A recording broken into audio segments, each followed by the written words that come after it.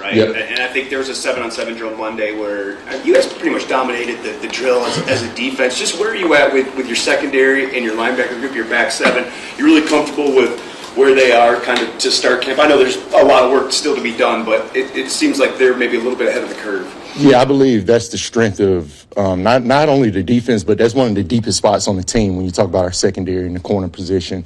And that's going to be a luxury to us this season as far as moving people around, being able to create different matchups that we want to dictate, not what the offense is trying to dictate. And these guys are growing. Terrion Arnold took a huge leap, in my opinion, this offseason. He progressed during his rookie year, but he's come in not only this offseason, but this training camp looking like a different guy. His body's more developed, but also from the neck up, the mental aspect of the game. He's seeing it faster. He's feeling the routes faster. So that's a guy I've already seen a leap in, and I've been anxiously looking forward to Rakestraw getting back out there because he's a guy in the spring that you saw taking that next step as well. But with guys like DJ Reed, Amik Robinson leading that crew, showing them how to work, showing them how it's done, I think we're headed in the right direction for sure. Kelvin, Dan said on the radio that this is Jack Campbell's defense.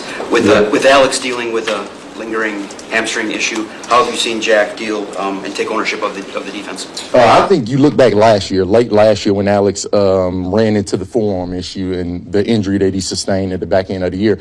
I think you started to see it there. Jack's a big physical presence in the huddle and on the field, and guys feel him. And I think he started to take over that level of accountability this spring with Alex being out away with his family or whatnot, dealing with his deal. I think you saw Jack step forward. And, I've had the honor of coaching Jack since he was drafted. So Jack's a player out of everybody. He's never had any other voice in his head. He knows what I'm thinking. We're in lockstep with one another, and we spend a lot of time together, quite frankly. And I wanted to open up that healthy kind of door of communication, let them know this is your system, because you have to give ownership to the players out there, just like coaches on the coaching staff have to give ownership to their coaches. So guys feel like we're all in this together. When you're just barking, preaching, do this, do that at someone, that stuff gets old after a while. You have to give people a pedestal to go out and make it their own, and he's done that, and he's taking accountability. As we watched, Shep was third down, so maybe it kind of lent itself to it, but a ton of blitzes. And we just saw your guys coming from every angle imaginable and pressuring the QBs. We know AG blitzed a lot. What is your kind of just philosophy of blitzing? What do you how much do you feel that's important to what you're about? It's very important. We're going to be aggressive. I think guys that's been around here since I came here know I'm an aggressive guy. My mentality is to get after you, play in and play out. But also you got to be calculated. It has to be a why behind it. But more importantly, the players have to understand the whys behind it, why I'm asking them to do certain things. We got to make it all look the same. Pre-snap looks versus post-snap reads and things like that. And like I said, these guys have bought in. So the more they can handle, the more we'll do. Something you've been groomed for the last couple of years, and sort of the next step in your coaching climb, I guess. What is the reality versus what you maybe thought it would be? The goods, the bads, whatever, everything that you've dealt with so far. I want to give credit to Dan Campbell and Aaron Glenn because it's exactly what I thought it would be, and I'm humbly saying that. I don't feel overwhelmed. I got asked by somebody close to me yesterday, do you feel any overwhelmed? Do you feel discomfort? I've never felt that, and that's a blessing to be able to say that in my first year and my first 6 months of doing this, and I credit my staff for that.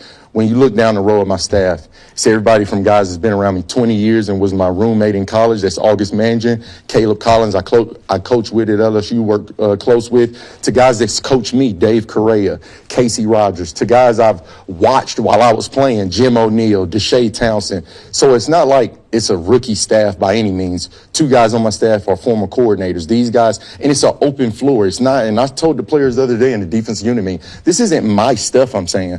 This is our stuff. So I'm not ever going to stand up here and say like I'm some genius guru and I invented football. I allow my staff to have ownership in their respective positions. I allow input from everyone from top to bottom. And if there's a why behind it, it's going in. And these guys know that. So I think that allows them to work harder. The trust is there. There's no looking over your shoulder. I don't have to go in position rooms and wonder what's being said. I know it's one voice. And when you have that level of comfortability within your staff, I'm able to do more of my coordinator stuff versus looking over people's shoulders. So I just want to give a lot of credit to my staff. Somebody like Aaron Glenn, obviously there's going to be questions. People are going to be wondering, can you continue that? But what, from your perspective, what can fans expect from your unit, this year? What type of football do you think they should be playing this year? We should be playing at a high level. And for me to say anything else is unacceptable, and my players know that. It's a standard here that's been set before, and we're raising that bar. We want to play at a high level on defense. Now, I told the room my first kind of speech to them, I'm not setting any goals, expectations, or any of that stuff. I know the makeup of the room, and I truly believe if we attack every day and if we improve, but you got to be on a race to improve. You can't just be cliche in coach speak. A race to improve every day. I think we can turn into a dominant unit, but it's a lot of things in between now and when you get to that September point that we have to progress. It's development, it's learning curves, and everybody's on a different arc of the curve. You got guys like Aidan Hutchinson has been in this thing, and I told him, he's trying to put himself in position to have an all-pro year. Then you have a guy like Ahmed, who I'm extremely excited about, but he's just trying to figure out what's the A, B, and C gap. So it's different guys on the curb, and us as coaches, it's our job to meet those guys exactly where they at and make sure everybody's at that bar where the Aidens, where the Brian Branches, and all these guys are expected to be.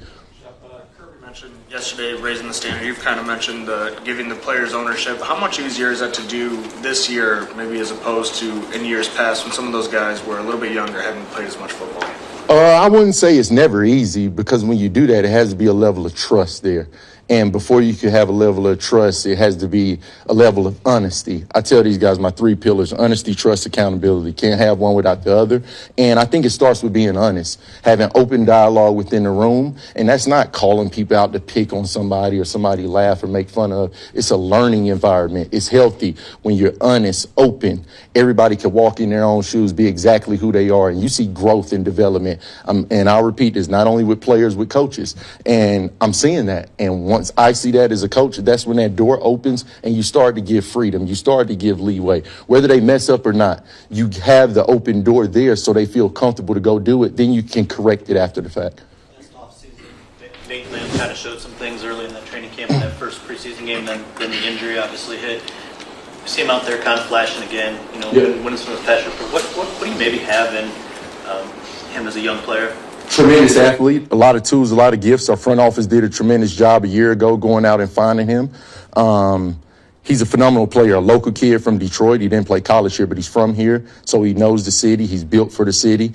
But it's about going out and doing it. You can flash. That's a word you use, and it's something I told him outright front. You flashed a lot, but I'm not looking for flash. I'm looking for consistency, down in and down out. You got to earn the right to be able to flash those pass rushes. And how do you do that? By first, second down, setting hard edges, showing me you could play big in the run game, and then affording yourself those situations where he could go and flash, because he has juice and he definitely has athleticism, and I'm looking forward to seeing him in live action this preseason. We spoke about Ahmed.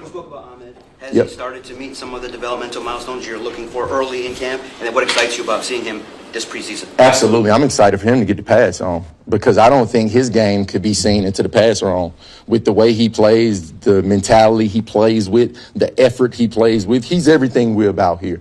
Like I said, it's just that development piece, the learning curve. That's why I don't want people to start saying, is he the answer? And guys, this guy's a rookie.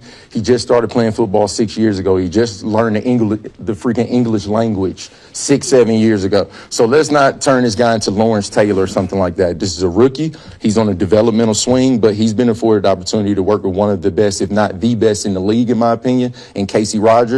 And I'm already seeing it. I saw it in the spring, but that guy's all in. Whatever his potential is, Ahmed will reach it, because he's going to work at it that way. In what ways have you seen Sean grow up in leading that linebacker room, and how the players will respond to him? Oh, that's been the hardest thing for me, is to not step in during individual and all. But again, Sean Dion Hamilton, I'll repeat this. First thing first, he is a freaking genius. When I coached him as a player, he knew every spot. He literally reminds me of myself, and I say that all the time, and it's no cliche, it's nothing, but it's like I'm watching myself all over again. Like when I coached him as a player, I'm like, you should coach.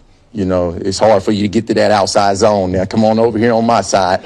And, he took that advice, and he's running with it. He's off to a fast start. The room respects him. Early in spring, he's like, Shep, it's weird. These guys saying yes, sir, and no, sir. I'm like, it's because they respect you. Like, that's not because they think you're old. You're their peer. He's younger than some of the room. But that's because it's a level of respect there, and it's the way he works. It's the way he grinds. The guys have seen him in the locker room as a peer, and now they see him in an authoritative figure. And, I mean, it's tremendous. I'm looking forward to the growth. Just like the players, there's going to be growing pains with myself. There's going to be growing pains with Ham. But there's nobody else I would rather have as my linebacker coach. Lastly, Carlos and Jeremy.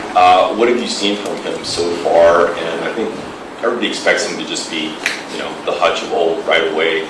Is he there yet, or is there going to be a little bit of time for him to find his footing and be, the elite player we've seen him be before? Listen, I'm not saying anything about numbers, statistics, or any of that, but I see a better player than we had last year.